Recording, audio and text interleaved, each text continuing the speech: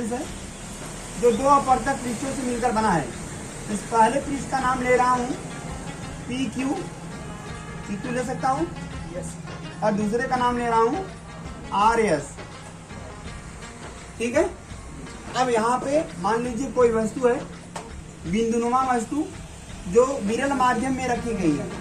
कहाँ पर रखी गई है? विरल माध्यम। Are you getting my point और नॉट? तो यहाँ से एक किरण चलेगी, किस पृष्ठ पे टकराई सर?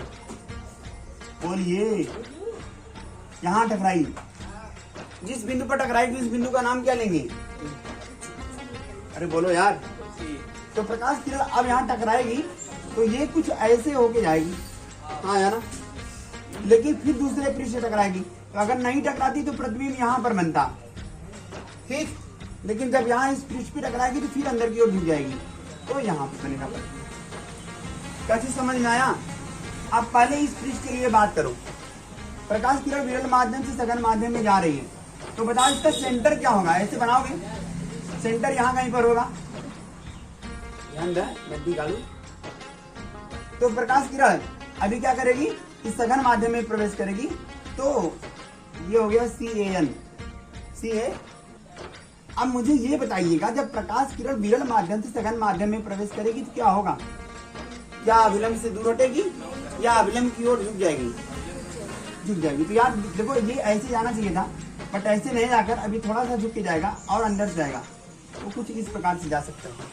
थोड़ा और अंदर से जाएगा तो कुछ इस प्रकार से जाएगा, यहाँ टकराएगा।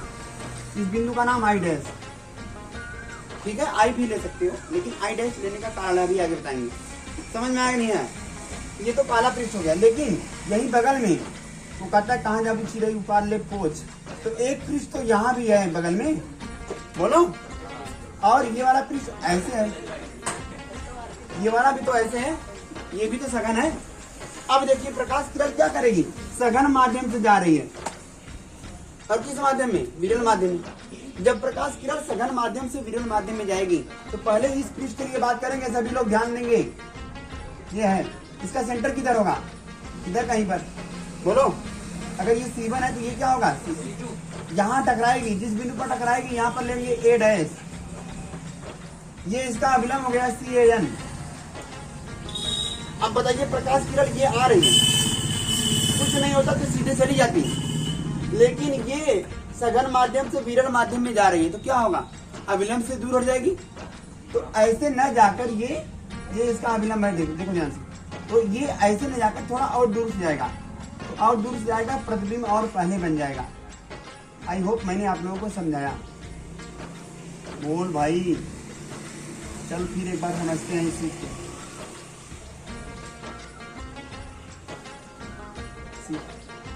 एक बार फिर से इस चीज को समझते हैं मारी बारी से। कुछ समझ में आया कि नहीं आया? एक बात पहले पृष्ठ के लिए देखो। जब प्रकाश किरण बोला कितना बड़ा बनाएगी? ये क्या है बताओ? एक पृष्ठ है, और ये प्रकाश किरण पहले किस पृष्ठ तक आएगी? इस आगे वाले से ना। अगर मैं इसका नाम AB ले लूं मान लो, तो पहले AB से टकराएगी ना, तब जाके BC से टकराएगी, और C नहीं ले सकता मैं, इसीलिए इसका नाम लिया मैंने KL M। नाम चलिए। यहाँ एक वस्तु रखी गई है बिंदुनुमा, नाम क्या है? O। एक किरण चलेगी, इस पहले पृष्ठ पे टकराएगी। सर विरल माध्यम से ये जा रही है, सर सघन माध्यम में प्रवेश कर रही है। तो जब प्रकाश किरण विरल माध्यम से सघन माध्यम में प्रवेश करेगी तो क्या होगा? ये सीधे न जाकर अभिलंब की ओर झुक जाएगी। अब अभिलंब कहाँ है? ऐसे इस गोले को पूरा करो, सेंटर यहाँ कहीं पर है, बोलो। तो ये इसका हो गया अभिलंब CAN। यन ले नहीं सकता मैं, तो CA, और यहाँ पर कोई भी पॉइंट कर लो, चलो X कर लिया, CA X। तो अब प्रकाश किरण क्या होगी? विरल, इसका सेंटर कहाँ है भाई? ये वाला है ना, पहला पृष्ठ कौन सा है? ये वाला है ना, तो इसका सेंटर किधर बनेगा? अगर इसको बनाओगे तो इधर बनेगा ना सेंटर, यहाँ कहीं पर। पहला पृष्ठ है, इसीलिए इसका प्रकाशित केंद्र C1 से दिखाएंगे। किससे? तो ये हो गया ए और यहाँ पर पॉइंट ले लो x। ध्यान देना, जब प्रकाश किरण विरल माध्यम से सघन माध्यम में प्रवेश करती है तो अविलंब की ओर ये जाना चाहिए था सीधे ओ ए, अगर यहाँ बी कर दूं तो ऐसे निकल जाना चाहिए था, लेकिन ये क्या करेगी, सघन माध्यम में गई है तो अविलंब की ओर झुकेगी। ये रहा अविलंब, तो किरण ऐसे न जाकर थोड़ा और नीचे से जाएगा और कहीं जाकर, कहीं दूर कहीं जाकर ये टकराएगा। इस बिंदु का नाम आई डैश ले लो। क्या ले लो?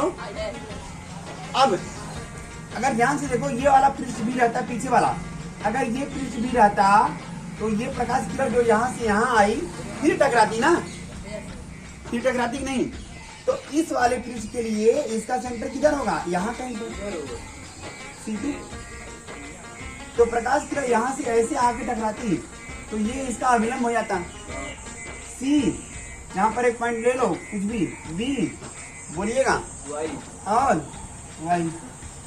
तो अब प्रकाश किरण क्या होगी, ये प्रकाश किरण सघन माध्यम से चल रही है क्योंकि ये लेंस है और लेंस सघन माध्यम है, तो सघन माध्यम से विरल माध्यम की ओर जा रही है। क्या होगा, दूर हट जाएगी। तो ये रहा अविलंब। तो अगर कुछ नहीं होता तो किरण, ये वाली किरण ऐसे सीधे निकल जाती है, लेकिन अब ये दूर हटेगी तो थोड़ा और अंदर से जाएगी, तो ऐसे कहीं जाएगी, यहाँ टकराएगा। ये सब बनाना नहीं है, ये सब केवल समझना था। फाइनल फिगर कौन सा है, यही, बस इतना ही आपको समझना है कि किरण ऐसे आई, यहाँ टकराई और ऐसे गई, और ये सब क्या है, ये डार्ट से रहेगा। आई होप मैं फिगर समझा दिया आप लोगों को। क्या मैंने आप लोगों को फिगर समझा दिया? क्या समझ में भी आया? पहले ही समझो, ऐसे आई, सीधा जाना चाहिए था, सीधा न जाकर यहाँ जाके टकराएगी क्योंकि विरल माध्यम से सघन माध्यम में गई तो अविलंब की ओर झुक के गई। लेकिन दूसरी बार जब सघन माध्यम से विरल माध्यम की ओर जा रही थी तो अविलंब से और दूर हट गई, तो ऐसे जाना चाहिए था लेकिन और दूर इस गई। बात खत्म। आया? इस पृष्ठ का नाम ले लो। पहले पृष्ठ का नाम क्या लिया हूँ, के यल। दूसरे पृष्ठ का नाम तो लिखेंगे अपवर्तन के सूत्र से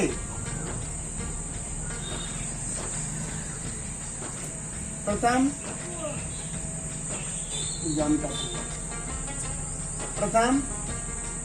गोलीय पृष्ठ। ये पृष्ठ कैसा है, उत्तल है का अवतल? उत्तल है। प्रथम गोली उत्तल पृष्ठ के लिए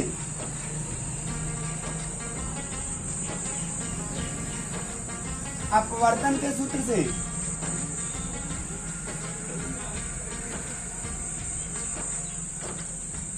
सर अपवर्तन का सूत्र क्या होता है? प्रकाश किरण जब विरल माध्यम से सघन माध्यम में जाए तो क्या फार्मूला होता है, N2 माइनस बटे बराबर N2 बटे माइनस N1 बटे। सही है? अब पहले पृष्ठ के लिए बात कर रहे हैं, इसीलिए त्रिज्या क्या हो जाएगी, R1। त्रिज्या क्या हो जाएगी, और इसकी यहाँ से यहाँ जो दूरी होगी, यहाँ से यहाँ जो दूरी होगी, यह V डैश लिया, ठीक बा?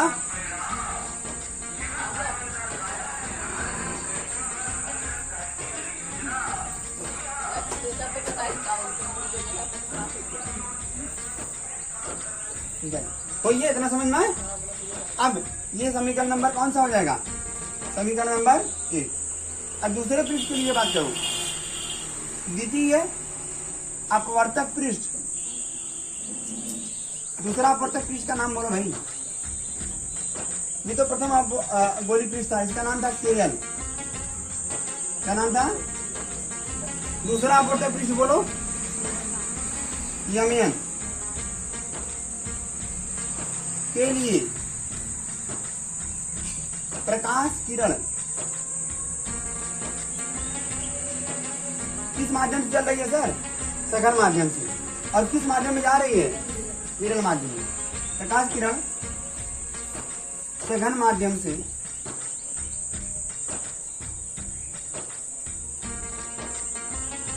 विरल माध्यम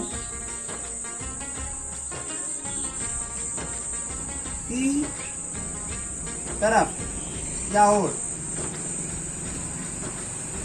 गति करती है,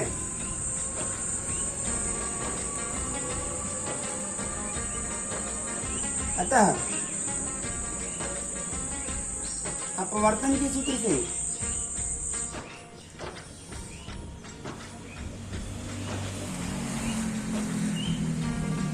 ठीक है, अपवर्तन के सूत्र से फार्मूला बदल जाएगा, फार्मूला बदल जाएगा। क्यों? सघन माध्यम से विरल माध्यम में जा रहा है, तो क्या हो जाएगा ये n1 माइनस अपान आर बराबर, यहां भी बदलेगा n1 अपान माइनस n2 अपान, बहुत ध्यान से देखना इस चीज को। दूसरे पृष्ठ के लिए बात कर रहा हूं तो त्रिज्या क्या हो जाएगी r। प्रतिबिंब कहां बना इसका, यहां से यहां की दूरी, तो ये दूरी तो v है, ये दूरी क्या है, ये सही है, तो ये v डैश था, ध्यान देना। और इस बार वस्तु का काम कौन कर रहा है, I डैश वस्तु का काम कर रहा है। कहेंगे कैसे सर जी, तो देखो यही किरण तो पीछे आ रही है, देखो इसी किरण को पीछे बढ़ा, तो ऐसा लग रहा है यही तो वस्तु है। किरण कहां से आ रही है, अगर ये नहीं रहता तो किरण ये पीछे यहाँ नहीं आती ना, तो I डैश ही दूसरे पृष्ठ के लिए वस्तु का काम कर रहा है। अकेले किस प्रकार की वस्तु का, आभासी वस्तु का। तो ये जो दूरी u था ना, u न होकर यहाँ से यहाँ की दूरी v डैश होगा। क्यों? क्योंकि I डैश दूसरे पृष्ठ के लिए आभासी वस्तु का काम कर रहा है। तो जो दूरी हमने यहाँ पर u लिखा था ना, इस बार u का वैल्यू यहाँ से यहाँ की दूरी नापी जाएगी, और यहाँ से यहाँ की दूरी कितनी है v डैश, तो u के स्थान पे v डैश का यूज हुआ। समझ में आया?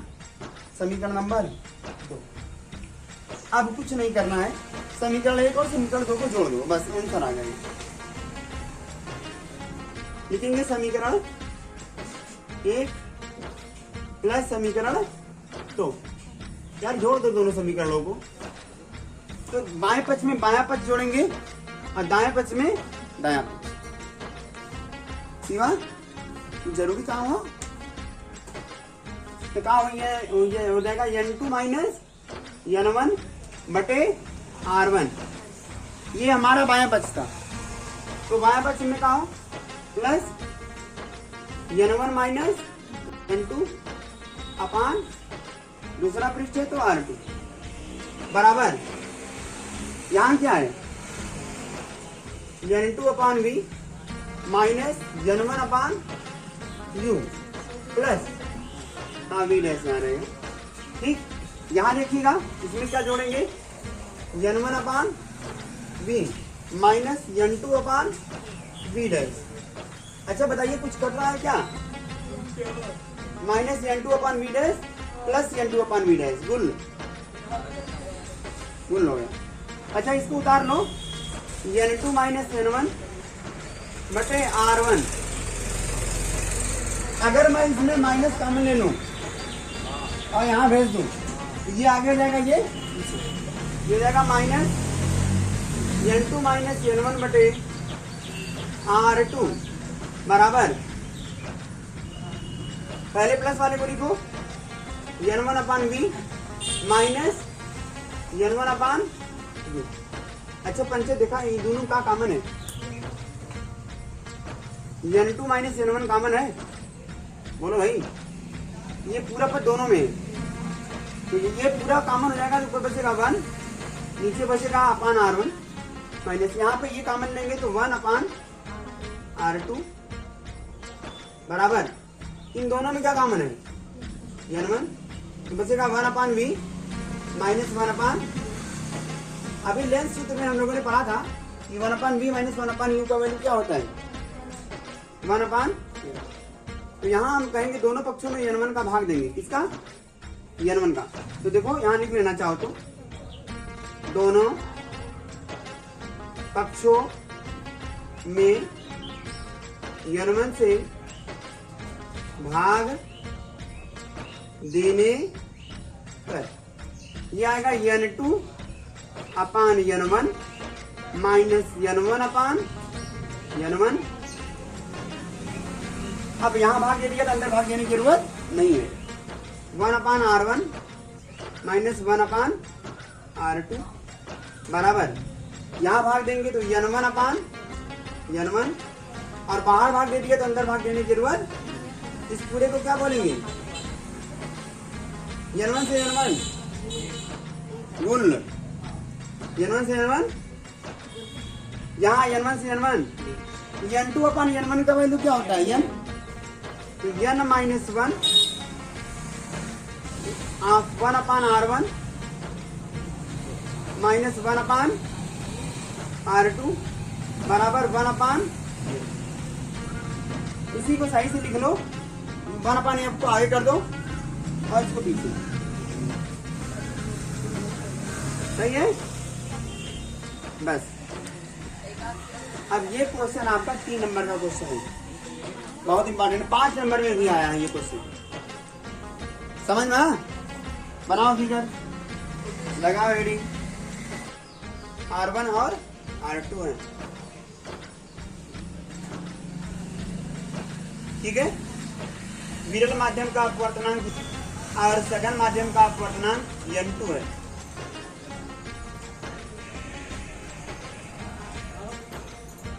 और सघन माध्यम का अपवर्तनांक n2 हो गया। इसके लिए हमने क्या कहा, O वस्तु है और I डैश प्रतिबिंब है। तो ध्यान से देखना, अपवर्तन का सूत्र होता क्या है, n2 माइनस n1। यही क्यों लगा है सर, क्योंकि प्रकाश किरण सघन विरल माध्यम से सघन माध्यम में जा रही है। तो n2 माइनस n1/r1 बराबर क्या आएगा, यहाँ पे देखो n2/v, v मतलब वह दूरी जहाँ प्रतिबिंब बन रहा है। तो यहाँ से यहाँ की दूरी कितनी है, v डैश, ठीक है, माइनस n1/u, u मतलब वह दूरी जहाँ वस्तु है। तो यहाँ से यहाँ की दूरी u ही दिखाया गया है। अब जब दूसरे पृष्ठ के लिए बात करेंगे तो प्रकाश किरण सघन माध्यम से विरल माध्यम में जाएगा। तो जहाँ n2 रहेगा वहां पर n1 हो जाएगा, और जहाँ n1 रहेगा वहां पर n2 हो जाएगा। तो ये देखो पलट गया है, n1 माइनस n2 अपान दूसरा पृष्ठ है, इसीलिए ये R2 लिया गया, ठीक। और फिर क्या आएगा बराबर, यहाँ पे देखो n2 के स्थान पे n1 हो गया, माइनस v क्या है, प्रतिबिंब से ध्रुव की दूरी। तो यहाँ से यहाँ की दूरी v लिया गया है, माइनस यहाँ हो जाएगा n2, n1 के स्थान पे n2/u, u मतलब वस्तु की दूरी। तो वस्तु की इस बार दूसरे पृष्ठ की दूरी कितनी है, v डैश है, न कि u। यहाँ पर हो जाएगा v डैश, ठीक। अब फिर क्या किया, समीकरण 1 में समीकरण 2 को जोड़ दिया। तो जोड़ने में बाएं पक्ष में बायां पक्ष जोड़ेंगे और दाएं पक्ष में दायां पक्ष। तो बायां पक्ष क्या है हमारे पास, n2 माइनस n1/r1 प्लस क्या जोड़ेंगे इसमें, n1 माइनस n2/r2 बराबर, ये वाला मैंने एडिटिव लिख दिया यहाँ पर। तो ये क्या, n2/v dash minus n1/u plus ये वाला यहाँ पे लिखेंगे n1/v प्लस n2/v डैश, है ना। अब ध्यान दीजिए, माइनस n2/v डैश यहाँ प्लस n2/v डैश, टेंसिल इसको ऐसे रहने दिया मैंने।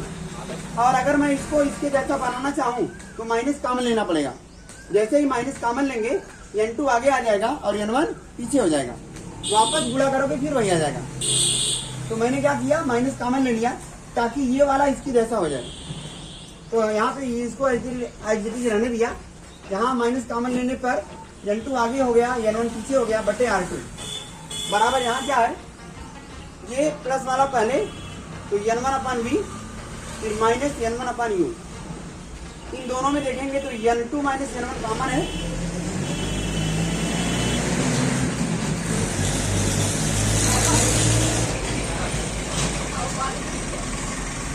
जब n2 माइनस n1 कॉमन है, n2 माइनस n1 कॉमन ले लिया तो 1/r1 बचेगा, माइनस इतना कॉमन लेंगे तो 1/r2 बचेगा। इन दोनों में n1 कॉमन ले लिया तो 1/v माइनस 1/, फिर मैंने इसको यहाँ क्या किया, दोनों पक्षों में n1 का भाग दे दिया। तो n2/n1 माइनस n1/n1, इसको लिख दिया मैंने बराबर n1/n1, और इसको हमने कर दिया 1/f लेंथ सूत्र से। नहीं पढ़ा है तो चलो, दर्पण सूत्र है ना, वहाँ प्लस होता है, उसी से है। अभी लेंथ सूत्र आगे आएगा। तो मैंने फिर क्या किया भाई, देखो ध्यान से, n2/n1 को क्या लिख दिया मैंने, एन माइनस ये पूरा कट गया 1, इसको एडजेक्टिव लिख दिया मैंने, बराबर क्या है 1/n। आगे लिखे जाए, आया समझ में आया? दोहरा लेना सब लोग, चैनल नहीं इस वीडियो में इतना ही, मिलते हैं अगले वीडियो में। तब तक के लिए कीप लर्निंग। चैनल पे नए हैं तो चैनल को सब्सक्राइब कीजिए।